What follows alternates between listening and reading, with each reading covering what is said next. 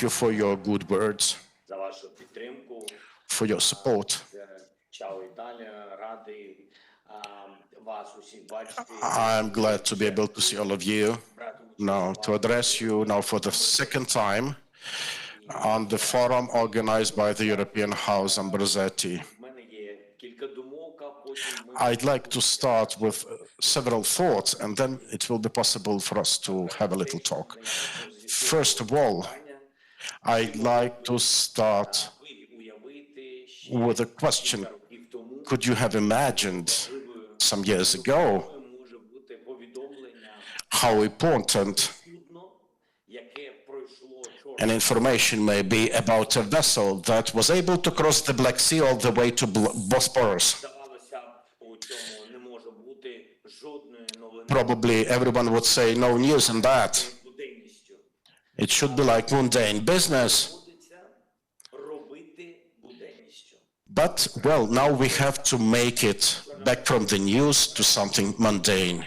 Ukraine is restoring the peace of maritime shipments on the Black Sea. And the companies representing different nations, different vessels become involved. Already the second vessel, previously blocked in our ports by the Russian aggression, was able to use the Western corridor on the Black Sea. And we had the bulker loading steel for its consumers in Africa, crossing the Mediterranean region already. So this is just an example for you to show how seemingly small steps can illustrate a very important truth of the importance and strength of decisions, political decisions, business decisions.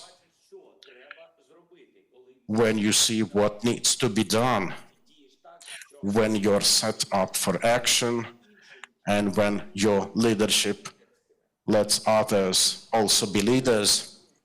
So when I'm saying this, I'm also saying this towards Italy, because every day of our cooperation with you, with your nation, with your government, with Georgia, with Italian companies, I have never had the slightest doubt of Italian decisions being strong. We thank Italy for their support in our defense. We'd like to thank for the SAMP-T defense systems. We thank Italy for their political support of us in the EU, for the support of our candidacy, their commitment to our security guarantees, Italy being among the signatories of G7 memorandum. I have no doubt that this is the time of strong solutions and decisions, not just for the sake of our joint security for Europe, but also on a global scale. We do see clearly who we oppose. Who opposes us, on the other hand. There is no force on the other side of the front line. They only have the bulk of soldiers and armaments. They're only capable of bombing our houses and schools. They are not demonstrating their force. They're simply demonstrating their crimes against humanity. This is something that the world will never recognize. Could one see a force in a missile shot against a peaceful airplane? Can you see a force in a leader who is forced to move across his own country in an armored train? When we see Russia after all this, we see only weakness. Even now, when they try adding chaos in Africa, they're not demonstrating their force. Russian mercenaries in Africa is just an attempt to distract the world from what Russia has become today. Terror cannot show strength, cannot cover weakness. True force only deals with chaos. It only defends its own land without grabbing what does not belong to it. This is when you have respect of others, by your own nation, and this is when this respect is being used in communication, not because of fear of nuclear arms. The true force is always about peace, not war. And we see already the results because we see the force in us. I thank the Italy. Glory to Ukraine. Thank you. Thank you, President Zelensky. And let me just pick up from where you were taking us, because you were mentioning the Russian force in Africa. Can I ask you just one question? After what happened to Prigozhin, do you think Vladimir Putin, you consider him stronger or weaker now after what happened with Prigozhin?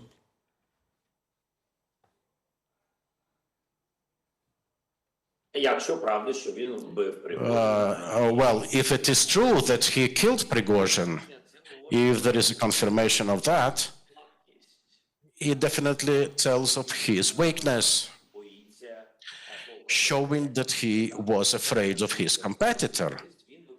In spite of Prigozhin being a terrorist, he was doing what Putin told him. So he was doing what he was told. And the weakness is primarily shown in his managing of the state. You remember the Prigozhin's march towards Moscow that showed that Putin could not control his own state. So definitely it's about weakness. It was about certain vertical of power built to rule with terror. And when Prigozhin went towards Moscow, it was a clear sign that even for security reasons, not all of the forces were under Putin's control. Then his weakness was also in his promise of certain guarantees to Prigozhin, and then he kills him. It surely says of how weak his own words are. This is very important, I think. I think all the partners of ours need to pay attention to that. Is it possible in principle to negotiate and agree with Putin? I think no, under no conditions or circumstances, because he cannot stick to his own word. It's not a question whom this word is addressed to, his own terrorists or political leaders in his own country or on the international scale. I think this person showed how weak he is, even with his words, and this is important. We have no qualms about one of terrorists being killed because he was among those who killed our people. But this story reconfirms that Putin cannot be trusted and his word is worth nothing. This is what it is all about. He was afraid of Prigozhin. Now, regarding his political strengths, he was afraid of Prigozhin, of his power. And because of that, he dealt with him exactly in that format that he did. So I'm sure, probably there was a certain peace in the Russian Federation.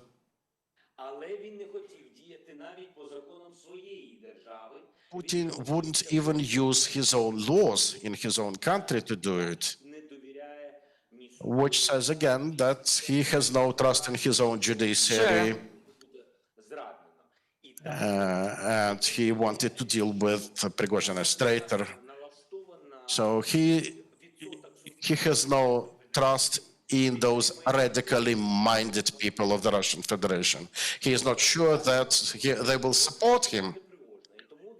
He feared that they will rather support Prigozhin. President Zelensky, you just mentioned the word negotiation, and a few days ago you were speaking about Crimea and some ideas of possible political solutions there. Is Crimea the key word for a path toward peace?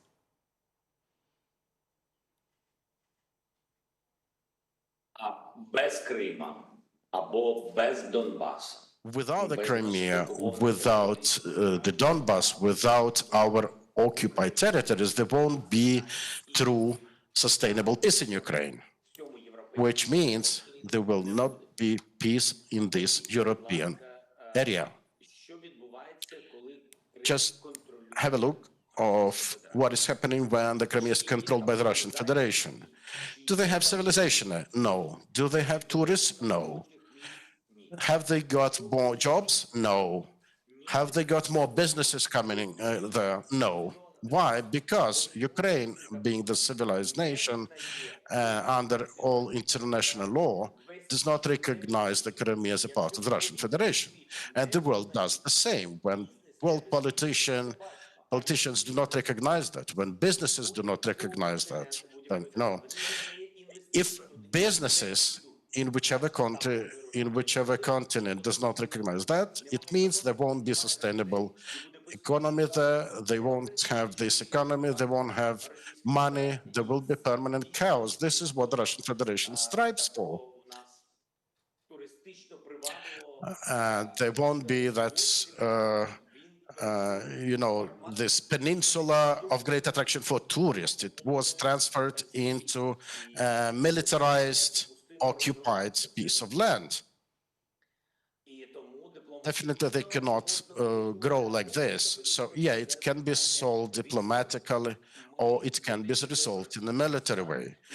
We are for the Russian troops to leave the peninsula without our pressure, because it will mean less victims, less casualties. We care after own people, and we are caring after our own people. Let Putin care after his own citizens.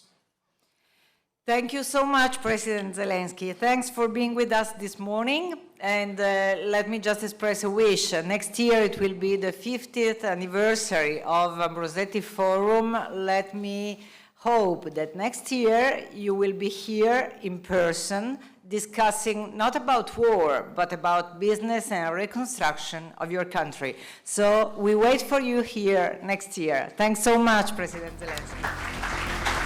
Дякую. Дуже дякую. До побачення.